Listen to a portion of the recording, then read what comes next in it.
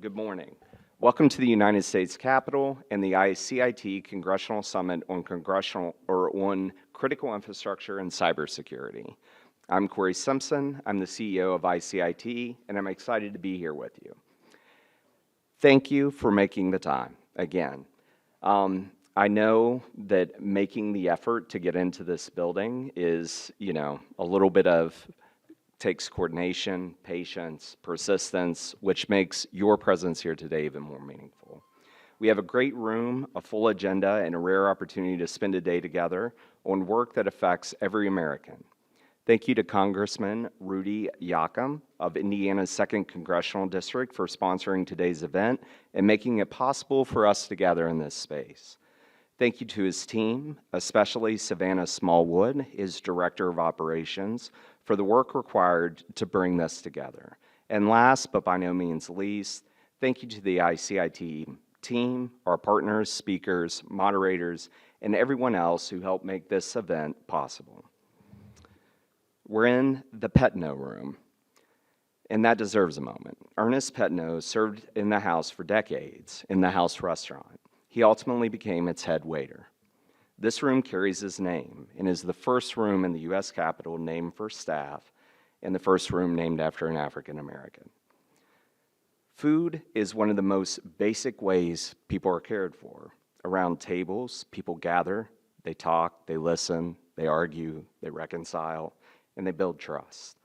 In a place like this, even a work behind a meal supports the institution.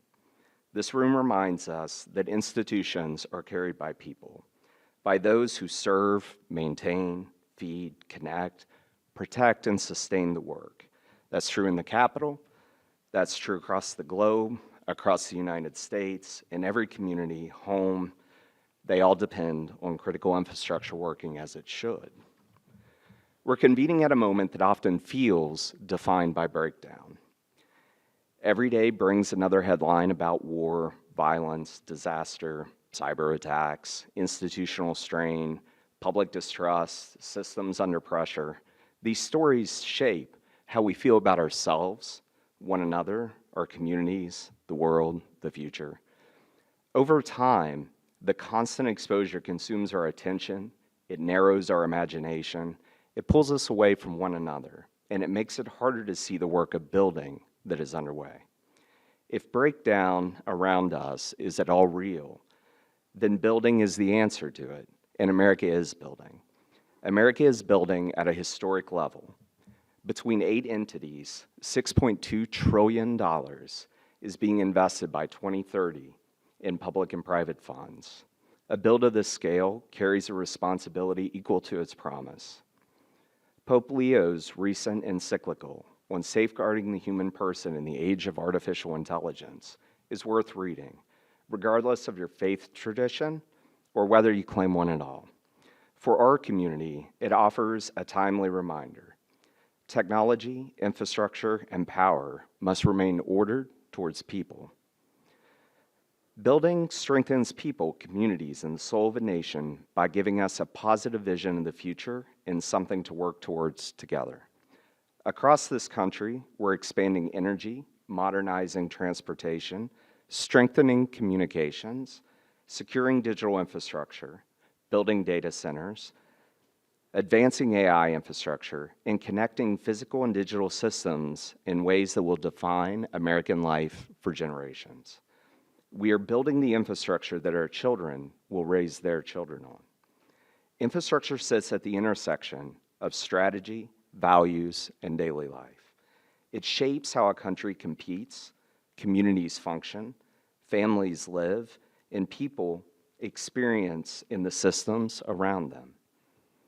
Policy reaches people in many ways, but none as tangibly as through infrastructure. A family stays warm during the winter because the grid works. A child drinks clean water from the tap because someone built, maintained, tested, and protected that system. A patient receives care because the hospital network, generator, and supply chain all worked. That is critical infrastructure at its core. It's the foundation below daily life, the quiet confidence that people can keep going even under pressure.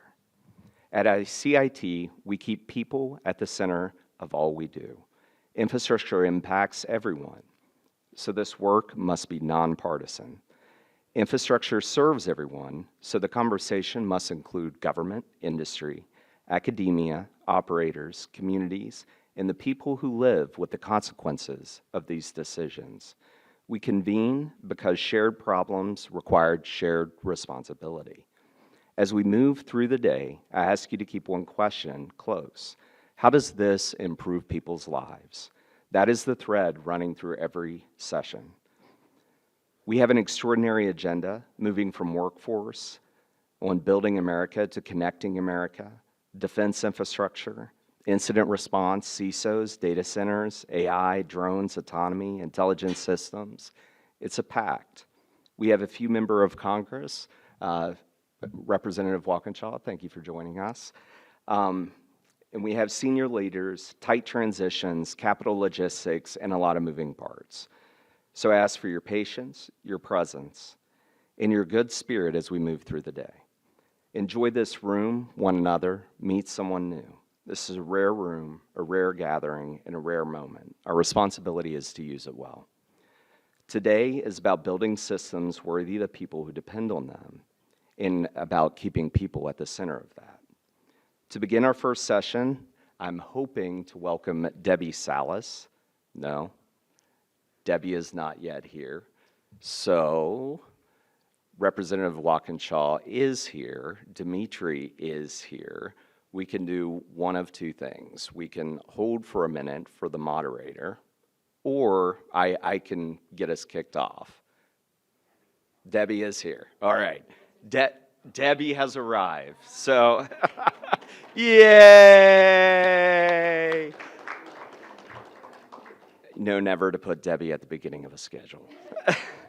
So everyone, please welcome Debbie Salas to the stage. She will serve as the moderator for the future of the American workforce. Debbie is a member of the ICIT Board of Directors, a dear friend and an incredible human, currently working as the Executive Director of the Cyber Guild.